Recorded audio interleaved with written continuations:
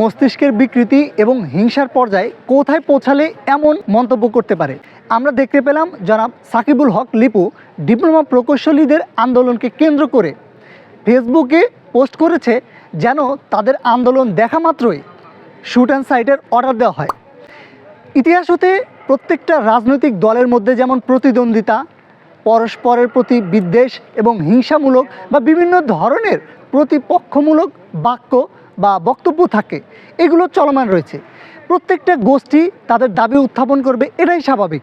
আপনি আপনার কর্মসূচির মাধ্যমে, আপনার যৌক্তিকতার মাধ্যমে সরকারকে উপস্থাপন করতে পারেন, কিন্তু তাই বলে ডিপ্লোমা প্রকৌশলীদের বা ডিপ্লোমা শিক্ষার্থীদের আপনি এই ধরনের হত্যাযোগ্য কিংবা শুট অ্যান্ড সাইটের আহ্বান সরকারকে অবশ্যই জানাতে পারেন না। মস্তিষ্কের বিকৃতি এবং হিংসার পর্যায়ে কোথায় পৌঁছালে এমন মন্তব্য করতে পারে, এটি অত্যন্ত ঘৃণাযোগ্য এবং এর তীব্র প্রতিবাদ ও নিন্দা জানাচ্ছি। তিনি মন্তব্য করেছেন ডিপ্লোমা শিক্ষার্থীদের আওয়ামী জঙ্গি হিসেবে। আমরা জানিয়ে দিতে চাই যে বাংলাদেশে এই জুলাই গণ অভ্যুত্থানে লাখো ডিপ্লোমা শিক্ষার্থী কিন্তু জুলাই যোদ্ধা হিসেবে অংশগ্রহণ করেছে এবং এর মধ্যে অনেক সংখ্যক শিক্ষার্থী কিন্তু নিহত হয়েছে এবং আহত হয়েছে। আওয়ামী সন্ত্রাসী কিংবা আওয়ামী জঙ্গি ট্যাগিং করা এইটা এতটাই ঘৃণাযোগ্য, দেশের মানুষ তাদেরকে ঘৃণা ভরে এই জন্যই প্রত্যাখ্যান করছে। ডিগ্রি প্রকৌশলী এবং ডিপ্লোমা প্রকৌশলীদের নিয়ে দীর্ঘদিন ধরে বিভিন্ন আন্দোলন সংগ্রাম চলমান রয়েছে বাংলাদেশে। এখন একটি দেশের প্রত্যেকটাই গোষ্ঠী তাদের দাবিসমূহ সরকারকে জানাতে পারে, সেই সাথে তাদের বিভিন্ন কর্মসূচিও পালন করতে পারে।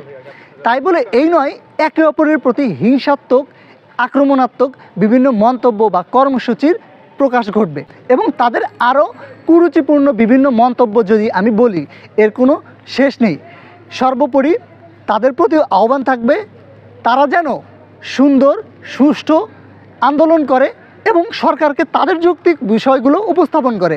পাশাপাশি ডিপ্লোমা শিক্ষার্থীরাও তাদের যৌক্তিক দাবি আদায়ের জন্য বিভিন্ন সংগ্রাম চালিয়ে যাবে।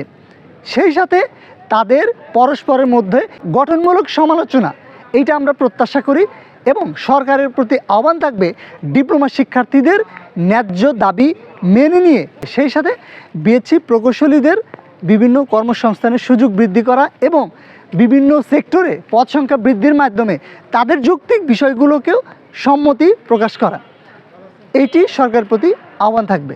এবং সর্বশেষ ডিপ্লোমা শিক্ষার্থীদের উদ্দেশ্যে বলা যে আপনারা আপনাদের দাবি আদায়ে রাজপথে থাকুন। আমরা অ্যাজ এ ডিপ্লোমা শিক্ষার্থী হিসেবে সর্বোচ্চ সহযোগিতায় পূর্বেও ছিলাম, ভবিষ্যতেও থাকবো ইনশাআল্লাহ।